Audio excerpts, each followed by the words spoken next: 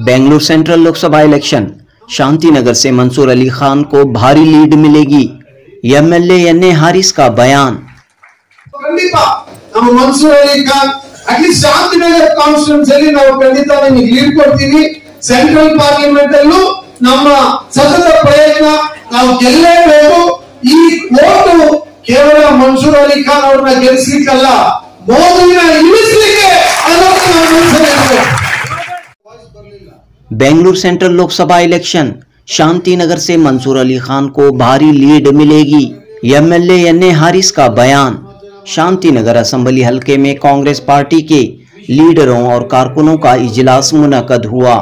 AICC के secretary अभिषेक दत्ता, जी मैं बोल रहा हूं, आप जो लोग केपीसीसी लीडर्स उबैदुल्ला शरीफ, आगा सुल्तान, वाई सईद अहमद और दीगर इस इजलास में मौजूद थे।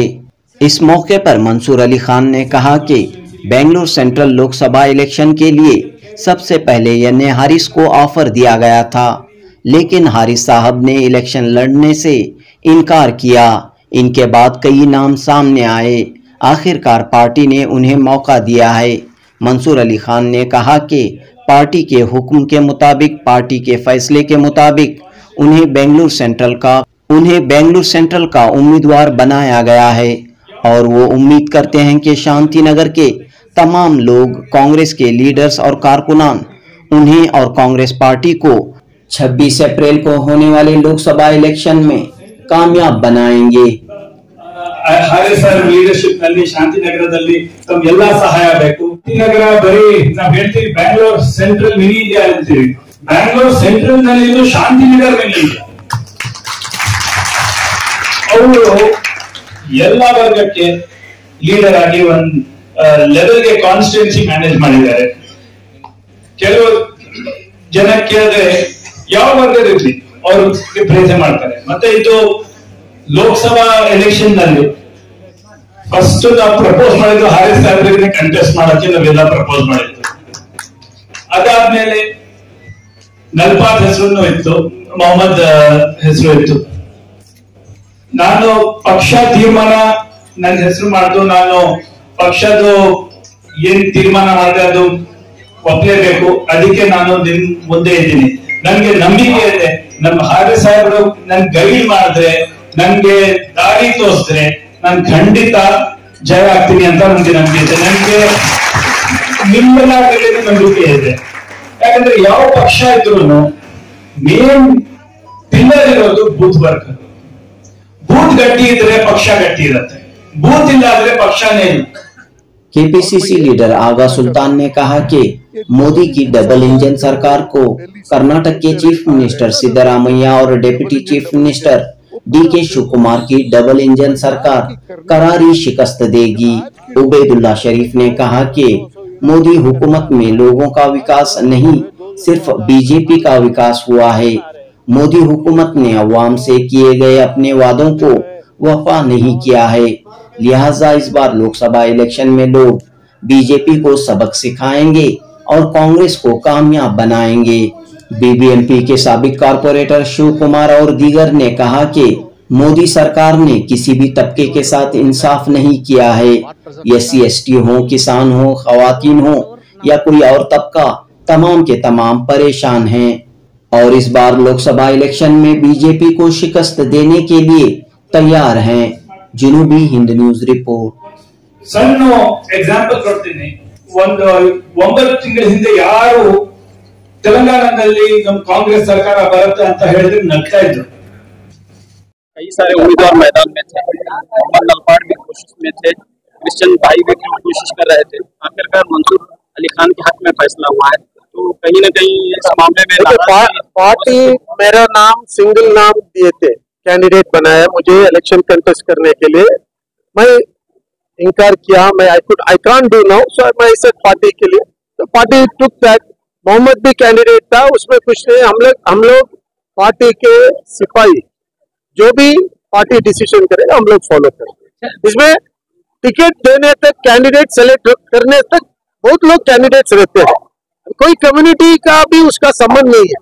जब कैंडिडेट आ गया वो कांग्रेस का कैंडिडेट है, हम सब कांग्रेस है, हम कांग्रेस काम करें। और इस 2004 से कांग्रेस को सीट में इस बार उम्मीद है कि 24 में कांग्रेस इस सीट वापस लेगी इंशाल्लाह।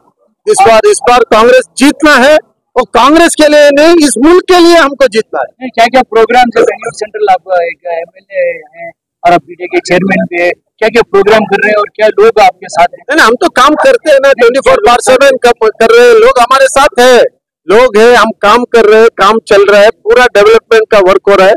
अब ऑलरेडी हमारा मैनिफेस्टो आने वाले है कांग्रेस के, आपको मालूम है already some programmes have been announced, नए programmes have been announced and we will see that every program of the government reaches the last man, the last person, last Indian it will reach. That is our aim. 4 लोग को seat पूछे थे, मुसलमान को एक ही मिली थी, आप समझते हैं कि इससे लोग नाराज?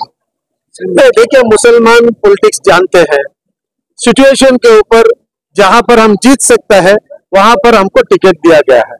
अभी और भी 2-3 सीट दे सकते थे, लेकिन कुछ पॉलिटिकल इसके वजह से हमको नहीं दिया है, but we all work for Congress party. इसके लिए कांग्रेस पार्टी में राज्यसभा मेंबर से दूसरा अकोमोडेट कर रहे हैं हमारे को। कांग्रेस कभी माइनॉरिटीज को नहीं छोड़ेगी। सोनिया गांधी, राहुल गांधी, मल्लिकार्जुन खड़गे साहब की लीडरशिप में सिद्धरामैया साहब और डीके शिव कुमार साहब ने जो गारंटियों का ऐलान किया था, उसके नतीजे में 135 सीटें जो है कांग्रेस को आई।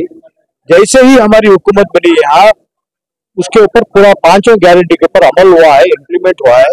5 गारंटी जो है लोगों तक पहुंच रही है, लोग खुश है।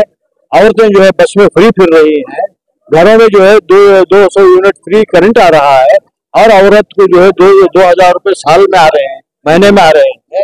एक आदमी को घर में जो है 10 किलो चावल, 5 किलो चावल, 5 किलो का पैसा आ रहा है।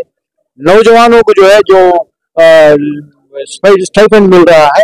ये सब चीजें जो है लोगों की समझ में आ गया है। लोग इस बार जो है कांग्रेस को कर्नाटक में वोट देंगे। उम्मीदवार मंसूर अली खान को आप कैसे देखते हैं? मंसूर अली खान एक बेहतरीन उम्मीदवार है। मंसूर अली खान एक पढ़ा लिखा नौजवान है, और काफी उन्होंने सोशल वर्क किया है। उनकी स्कूलों की वजह से जो है वो मशहूर है, तालीम याफ्ताब है, तालीम के मैदान में काफी काम किया है उन्होंने। कई लोगों को यहाँ स्कॉलरशिप दिए हैं, बच्चों को free books, free text books, notebooks वगैरह उन्होंने दिया है पहले से, और एक साफ सुथरी इमेज का मालिक है। मैं समझता हूँ इस बार पिछली बार आप बार कर रहे हैं 2014 में जितने वो वोट बीजेपी की लीड आई थी, वो लीड 2019 में कब होगी। मंसूर अली खान के बारे में आप क्या कहें? Is one of the best candidate, educated है, अच्छी फैमिली से हैं। उनके वालिद ऑलमोस्ट 42 इयर्स भारत की सर्विस किए हैं। और मैं एक बात कहना चाहता हूँ, ये डबल इंजन सरकार जो दिल्ली से हम सुनते आ रहे हैं ना 10 साल से, डबल इंजन, वो पूरा फेक डबल इंजन है।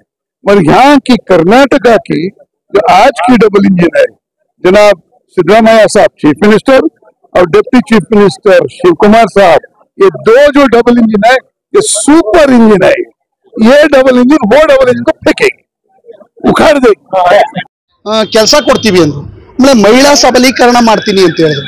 ಮತ್ತೆ ಈ ರಾಷ್ಟ್ರದಲ್ಲಿ ಪರಿಶಿಷ್ಟ ಜಾತಿ ಪರಿಶಿಷ್ಟ ಪಂಗಡದವರಿಗೆ ಹಲವಾರು ಸವಲತ್ತುಗಳನ್ನ ನಾವು ಕೊಡ್ತೇವೆ ಅಂತ ಹೇಳಿದ್ರು. ಎಲ್ಲಿ ಕೊಟ್ಟರು? ಸ್ಮಾರ್ಟ್ ಸಿಟಿ ಎಲ್ಲೋಯ್ತು? 100 ಸ್ಮಾರ್ಟ್ ಸಿಟಿಗಳನ್ನ ನಿರ್ಮಾಣ ಮಾಡ್ತೀವಿ ಅಂದ್ರು, ಎಲ್ಲೋಯ್ತು? ಈ ರೀತಿಯ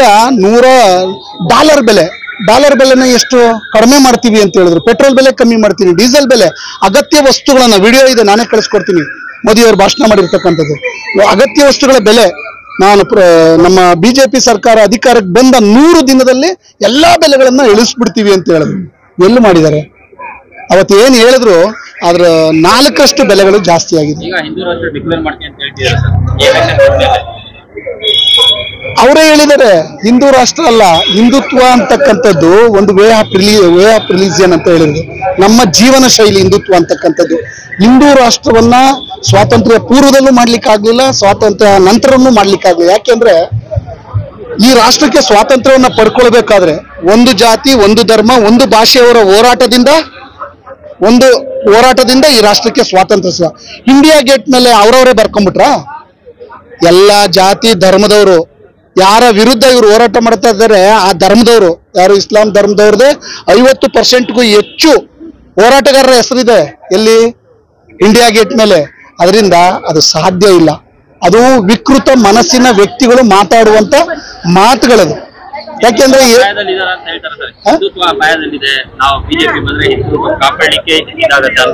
ಎಲ್ಲ ಅಪಾಯದಲ್ಲಿದೆ, ಎಲ್ಲ ಅಪಾಯದಲ್ಲಿದೆ. ಅವತ್ತು ಮೌಲಾನಾ ಆಜಾದ್ ಇರ್ಲಿಲ್ವಾ, ಅವತ್ತು ಭಗತ್ ಸಿಂಗ್ ಇರ್ಲಿಲ್ವಾ, ಅವತ್ತು ಮಹಾತ್ಮ ಗಾಂಧಿ ಇರ್ಲಿಲ್ವಾ, ನೆಹರು ಇರ್ಲಿಲ್ವಾ, ಸರ್ದಾರ್ ವಲ್ಲಭಾಯ್ ಪಟೇಲ್ ಇರ್ಲಿಲ್ವಾ? ನಾವು ಕಾಂಗ್ರೆಸ್ ಪಕ್ಷವನ್ನು ಸುಮಾರು 60 ವರ್ಷಗಳ ಕಾಲ ಆಡಳಿತವನ್ನು ಕೊಟ್ಟಾಗ ಯಾರಿಗೆ ಎಲ್ಲಿ ಹಿಂದುತ್ವ ಅಪಾಯದಲ್ಲಿತ್ತು? ಯಾರು ಹಿಂದುತ್ವ ಈ ರಾಷ್ಟ್ರದಲ್ಲಿ? ಇವಾಗ ನಾವು 5 ಗ್ಯಾರಂಟಿಗಳು ತಂದಿದೀವಿ. ಎಲ್ಲಿ ಬರೀ ಒಂದು ವರ್ಗದವ್ರಿಗೆ, ಒಂದು ಧರ್ಮದವ್ರಿಗೆ ಮಾತ್ರ ಕೊಡ್ತಾ ಇದೀವಾ? ಜಾತ್ಯತೀತವಾಗಿ ಬಾಬಾ ಸಾಹೇಬ್ ಅಂಬೇಡ್ಕರ್ ಅವರು ಸಂವಿಧಾನವನ್ನು ಏನ್ ಕೊಟ್ಟರು ಅದರ ಅಡಿಯಲ್ಲಿ ನಾವು ಇವತ್ತು ಜನರ ಸೇವೆಯನ್ನ ಕಾಂಗ್ರೆಸ್ ಪಕ್ಷ ಮಾಡ್ತಾ ಇದ್ದೀವಿ. ಸರ್, ನಾವೆಲ್ಲ ಶಾಂತಿನಗರನಲ್ಲಿ NARS ಟೀಮ್ ಬಂದು ಕರೆಕ್ಟಾಗಿದೆ. ಪ್ರತಿಯೊಂದು ಬೂತಿಂದ ಹಿಡಿದು ವಾರ್ಡ್ ಪ್ರೆಸಿಡೆಂಟ್ ತನಕ ಕರೆಕ್ಟಾಗಿದ್ದಾರೆ. ಒಳ್ಳೆ ಕೆಲಸ ಮಾಡ್ತೀವಿ, ಅವ್ರನ್ನ ಗೆಲ್ಲಿಸ್ತೀವಿ. ನಮ್ಗೆಲ್ಲ ಇದು ತಿಂಗಳು ನಮ್ಗೆ ಮೀಟಿಂಗ್ ಇದೆ. ನಮ್ಮ MLA ಅವರು ಸಹ ಕರೆದು ಬೂತ್ ಪ್ರೆಸಿಡೆಂಟಿಂದ ಹಿಡಿದು ಬೂತ್ ಮೆಂಬರ್ ಸಹ ಕರೆದು ಎಲ್ಲ ಮಾತಾಡ್ತಾರೆ. ಅವ್ರನ್ನ ಗೆಲ್ಲಿಸ್ತೀವಿ ಸರ್. ಅವ್ರ ಬಗ್ಗೆ ಅವ್ರ ಪ್ರಯತ್ನ ಅವ್ರು ಮಾಡ್ತಾ ಇದ್ದಾರೆ. ಆದರೆ ನಮ್ಮದೇ ಗ್ಯಾರಂಟಿ. ಯಾಕಂದರೆ ಇವತ್ತು ನಾವು ಫ್ರೀ ಬಸ್ಸಲ್ಲಿ ಓಡಾಡ್ತೀವಿ ಅಂದರೆ ಲೇಡೀಸು ಕಾಂಗ್ರೆಸ್ಸಿಂದನೇ, BJPಯಿಂದ ಇಲ್ಲ. ಇವತ್ತು ಫ್ರೀ ಕರೆಂಟ್ ಮಾಡಿದ್ದಾರೆ. ಯಾರಿಂದ? BJPಯಿಂದನ ಇಲ್ಲ, ಕಾಂಗ್ರೆಸ್ಸಿಂದ. ಊಟ ಅನ್ನ ಭಾಗ್ಯ ಕೊಟ್ಟಿದ್ದಾರೆ. 5 ಗ್ಯಾರಂಟಿನಲ್ಲಿ 5 ಮಾಡಿದ್ದಾರೆ, ಯಾವುದೂ ಒಂದು ಮಿಸ್ ಆಗಲಿಲ್ಲ. ಅವರು ಏನು ಹೇಳಿರೋದು ಮಾಡಿದಾರಾ? ಇಲ್ಲ. PC ಮೋಹನ್ ಸರ್ ಹೇಳಿದಾರಾ? ಇಲ್ಲ. ಅವ್ರು ಹೇಳಿದ್ದು ಏನು ಮಾಡಲಿಲ್ಲ. ಇಲ್ಲಿ ಬಂದ್ಬಿಟ್ಟು ನಮಗೆ ಕಾಂಗ್ರೆಸ್ಸಿಂದ ಬಂದಿರೋದು ಎಲ್ಲರೂ BJP ಅವರೂ ಉಪಯೋಗಿಸ್ತಾ ಇದ್ದಾರೆ, ನಾವು ಉಪಯೋಗಿಸ್ತಾ ಇದ್ದೀವಿ. ಇವಾಗ ಕಾಂಗ್ರೆಸ್ಗೆ ನಾವು ಓಟ್ ಹಾಕಿದ್ವಿ, ನಾವು ಮಾತ್ರ ಉಪಯೋಗಿಸ್ತಾ ಇದ್ದೀವಿ ಅಂತ ಏನೂ ಇಲ್ಲ. ಅವರು ಉಪಯೋಗಿಸ್ತಾ ಇದ್ದಾರೆ. ಫ್ರೀ ಬಸ್ಸಲ್ಲಿ ಓಡಾಡ್ತಾರೆ, ರೇಷನ್ ತಗೋತಾರೆ. ಅವರೇ ತುಂಬ ಜನ 75% ಅವರೇ ತಗೊಳ್ಳೋದು. ಮಹಿಳೆಗೆ 2000 ಅಂದರೆ ಅವ್ರದ್ದೇ ಜಾಸ್ತಿ ಇದೆ. ನೋಡೋಕೆ ಹೋದರೆ ಕಾಂಗ್ರೆಸ್ ಅವ್ರದ್ದು ಕಮ್ಮಿ ಇದೆ. ಹೀಗಾಗಿ ಈ ಟೈಮು ನಾವು ಬಂದ್ಬಿಟ್ಟು ನಾವೇ ಗೆಲ್ಲೋದು ಅಂತ ಕಾನ್ಫಿಡೆಂಟಾಗಿ ನಾವು ಹೇಳ್ತೀವಿ. ಜೈ ಕಾಂಗ್ರೆಸ್, ಜೈ ಹ್ಯಾರಿಸ್, ನಿತಿಲಾ ಅಂತ. ಇಲ್ಲಿ ಜಾತಿ ಧರ್ಮ ಅದೆಲ್ಲ ಏನು ನಾವು ನೋಡ್ತಾ ಇಲ್ಲ. ನಮಗೆ ಕಾಂಗ್ರೆಸ್ ಮುಖ್ಯ. ನಮ್ಮ ಸೆಂಟ್ರಲಲ್ಲಿ ನಮ್ಮ ಕಾಂಗ್ರೆಸ್ ಬರಲೇಬೇಕು. ಈ BJPಯಿಂದ ಸಾಕಷ್ಟು ಅದು ಹೇಳೋಕ್ಕಾಗದಿರೋಷ್ಟು ಕೆಟ್ಟೋಗಿದೆ. ಇನ್ನೂ ಸ್ವಲ್ಪ ದಿವಸ ಹೋದರೆ ಮತ್ತು ಇನ್ಯಾರಾದರೂ ಬರಬೇಕು ನಮಗೆ ಸ್ವಾತಂತ್ರ್ಯ ತಂದು ಕೊಡೋದಕ್ಕೆ. ಅದಕ್ಕೆ ನಮಗೆ ಈ ಸರಿ ಕಾಂಗ್ರೆಸ್ ಬರಲೇಬೇಕು. ನಮ್ಮ MLA ಹ್ಯಾರಿಸ್ ಅವ್ರು ಏನು ಹೇಳ್ತಾರೋ ಅದ್ರ ಬಗ್ಗೆ ನಾವು ಅವ್ರ ಪರವಾಗಿ ನಾವು ಕೆಲಸ ಮಾಡೋದು. ನಮ್ಮ ಶಾಂತಿನಗರ ಕ್ಷೇತ್ರದಲ್ಲಿ ನಮ್ಮ MLA ಹ್ಯಾರಿಸ್ ಅವರು ತುಂಬ ಒಳ್ಳೆಯ ಕೆಲಸಗಳು ಮಾಡಿದ್ದಾರೆ. ಅವರು ತುಂಬ ಎಲ್ಲರೂ ಒಂದಾಗಿ ತೊಗೊಂಡೋಗ್ತಾರೆ. ಜಾತಿ ಧರ್ಮ ಭೇದ ಭಾವ ಏನೂ ಮಾಡ್ದಿರ ಮಹಿಳೆಯರಿಗೆ ತುಂಬ ಗೌರವ ಕೊಡ್ತಾರೆ. ಅವರು ಗೈಡ್ಲೈನ್ಸ್ನಲ್ಲಿ ನಾವು ಅವ್ರು ಹೇಳ್ದಾಗೆ ಕೆಲಸ ಮಾಡ್ತೀವಿ. ಕಾಂಗ್ರೆಸ್ ಬರಲೇಬೇಕು, ಅದೇ ನಮ್ಮ